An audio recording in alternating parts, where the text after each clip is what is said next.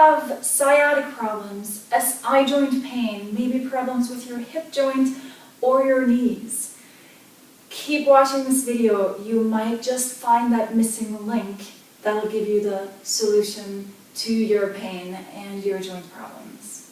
Hi, my name is Mara Sievers. I'm the owner of Pilates Studio here in New Hampshire, and I'm going to introduce you to your pelvic floor muscles. You might never have heard of them, or you might have heard of them, especially in relation to maybe childbirth or postnatal training and kegel exercises. Most everybody has heard of kegel exercises, right? Exactly. But the way we use it is not the way we've been using these exercises are not necessarily helping us. So I'm here today to give you or to show you a simple exercise and to guide your awareness to really develop a strong but also flexible pelvic floor. Pelvic floor consists of a group of muscles like any other muscle in your body as well. It has to contract and expand, and it has to have the ability to do both, to be strong, but at the same time not so tight and strong that it prevents your body from moving the way it should be moving. All right, sounds complicated, I know. We're going to use the rotator discs today. These are a tremendous tool to work on the pelvic floor, but also on many, many other things, shoulder stability, for instance, posture also. And like you can see, those are two spinning discs. So I'm going to step on those discs, and it feels in the beginning a little bit like standing on ice. So your legs and your hip muscles are really going to have to work quite hard. So I'm just going to be very careful as I first step onto them, but don't worry, with practice, obviously, all of this gets easier. It's not as scary as you think. So if you find that, oh my God, my balance is tricky, I cannot do this, this would probably be just the thing for you to do, okay, to develop your balance, to prevent falling, and stuff like that, especially as we go into the colder season. With snow and ice on the ground. So as you can see, when I turn my legs, I also turn the discs, right? And I'm going to hold on to this ring or magic circle just so that my arms have something to do. It helps me keep my posture nice and upright. And I resist the urge to have my hands in my hips or kind of have them dangling and then be passive. So just holding something, and it can be anything really. This is light, so it does not add any extra weight or strength for my upper body. It's just guidance so that my chest stays open, my spine stays tall. Now I'm going to start turning my heels towards each other, toes come apart, and then I'm going to rotate the other way, where the toes turn inward and the heels apart. Okay, so I'm just going to turn back and forth like that a few times.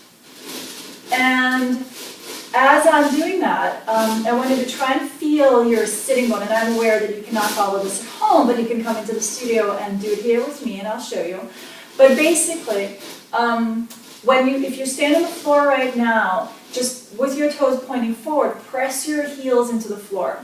And as you press your heels down, you imagine a line down the backs of the leg, like right down here, like that line on the backside of stockings sometimes, right? So imagine that line down and then, or up, I should say, from the heel up to your sitting bone. So right in that glute fold where you're just below your butt. Okay, there's a bone. When you sit, you feel a bony knob right there. That's your sitting bone.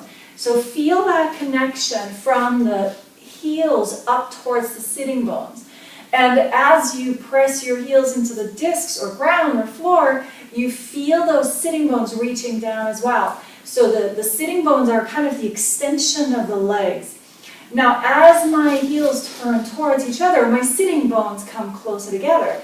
As my heels turn away from each other, the sitting bones come farther apart. Okay? Sitting bones together, sitting bones apart.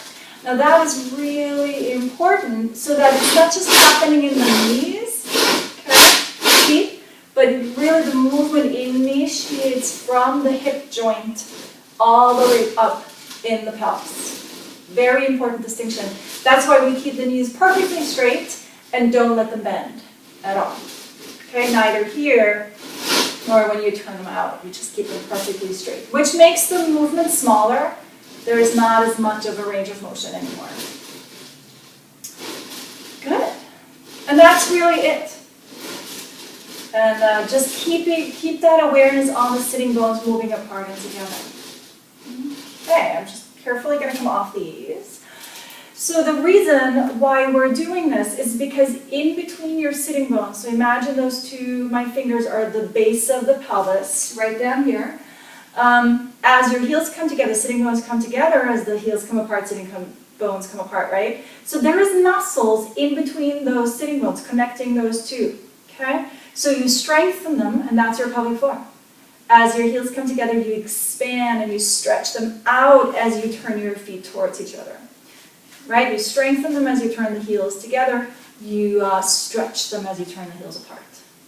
And that's one really beneficial exercise for your pelvic floor. I really encourage you, come on in, try it out. Many practitioners forget about the pelvic floor when they treat issues like sciatica, sacroiliac joint pain, sometimes knee problems, or any other hip pelvis related problems. Okay, so I hope to see you soon. Have a wonderful day, and I'll see you next time. Thank you.